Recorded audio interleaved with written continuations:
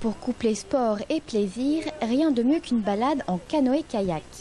Chaque week-end, du mois d'avril au mois d'octobre, la Maison du Canoë organise des randonnées sur la Seine, à faire en famille ou entre amis. L'activité, elle est vraiment ouverte à tous, donc à partir de 7 ans, c'est la seule contrainte. Et ensuite, on peut aller jusqu'à 99 ans. Le but, clairement, c'est de faire découvrir l'activité et mettre en valeur la Seine. 1h30 de promenade sur l'eau, en passant par le gouffre de Charmilles jusqu'à Barberet. L'occasion, pour les habitués, de poser un autre regard sur la ville. C'est un bon compromis entre le sport et la nature. Ouais, exactement. Et puis on voit les canaux de la ville différemment.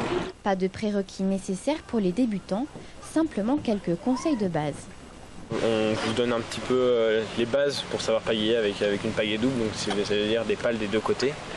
Mais voilà, il n'y a pas de danger. Vous êtes dans des bateaux à peu près à 2 personnes comme ceux qui sont derrière nous. Et donc tout se passe bien. Il peut arriver qu'une temps en temps un petit coup de pagaie dans la tête, mais bon, ça fait pas très mal. Certains novices prennent vite le pli et l'assurance. C'est la première fois que tu fais du canoë? Oui. Tu te débrouilles plutôt bien? Bah oui. Et t'avais toujours voulu en faire ou pas? Bah non, pas particulièrement. Alors que pour d'autres, la préoccupation première, ne pas tomber dans l'eau. On n'est pas encore tombé. Non. Et on n'y compte pas? Non, on les laisse passer devant et puis on essaye d'anticiper la chute. Mais la chute est parfois inévitable, mais sans danger grâce au gilet fourni avant le départ. Ah, c'est un peu humide. Donc ouais, c'est très bien, j'en referai l'année prochaine. Cette découverte du canoë fait naître parfois des vocations. L'année dernière, 6 personnes se sont inscrites au club de Saint-Julien-les-Villas après l'une de ces randonnées.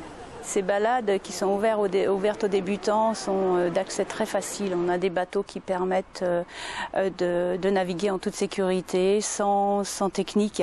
Et ça donne évidemment envie aux gens ensuite de progresser, de s'améliorer, de savoir comment aller en ligne droite, prendre les virages, pourquoi ils se retournent quand ils viennent de sauter une petite chute. Voilà, donc ils reviennent forcément pour progresser.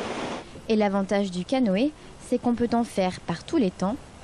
Bon à savoir vu la météo de l'été 2011.